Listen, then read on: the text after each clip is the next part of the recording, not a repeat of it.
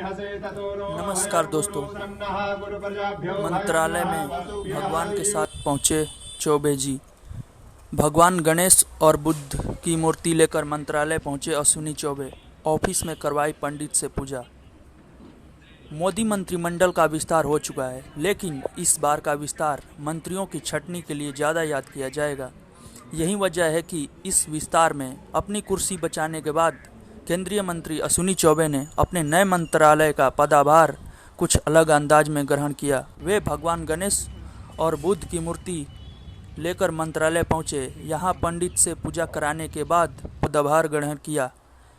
बिहार से आने वाले मंत्री अश्विनी चौबे 7 जुलाई को हुए मंत्रिमंडल विस्तार के पहले स्वास्थ्य एवं परिवार कल्याण राज्य मंत्री का जिम्मा संभाल रहे थे। विस्तार में उनके मंत्रालय के कैबिनेट मंत्री हर्षवर्धन की छुट्टी कर दी गई। हर्षवर्धन के इस्तीफे के साथ ये लगभग तय माना जाने लगा कि अश्विनी चौबे की कुर्सी भी जाएगी, लेकिन उनकी कुर्सी बच गई। यही नहीं, उन्हें एक की बजाय 2 मंत्रालय का जिम्मा मिला। अश्विनी चौबे अब केंद्र में उपभोक्ता मामले, खाद्य और सार्वजनिक वितरण मंत्रालय के साथ ही पर्यावरण, वन और जलवायु परिवर्तन मंत्रालय के राज्य मंत्रिमंडल विस्तार के पहले जिन मंत्रियों का परफॉर्मेंस चर्चाओं में सबसे कमजोर माना जा रहा था, उनमें अश्विनी चौबे सबसे आगे थे। कहा जा रहा था कि यूपी चुनाव के पहले बक्सर से आने वाले चौबे जी को मंत्रिमंडल से बाहर किया जा सकता है।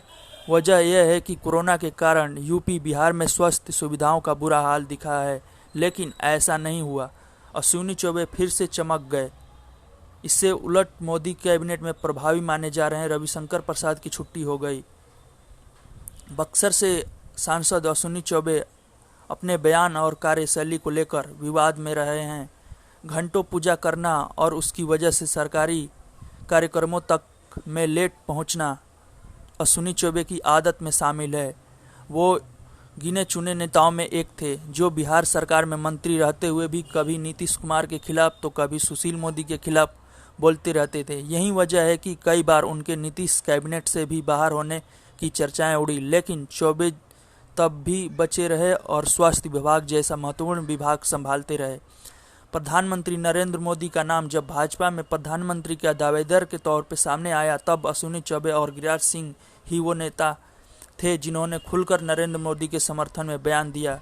ये वो दौर था जब नरेंद्र मोदी के खिलाफ खुद नीतीश कुमार ने मोर्चा खोल रखा था। राजनीति के जानकार गिरिराज सिंह और अश्विनी चौबे के लगातार मोदी मंत्रिमंडल का हिस्सा होने की ये भी एक बड़ी वजह माने जाते हैं।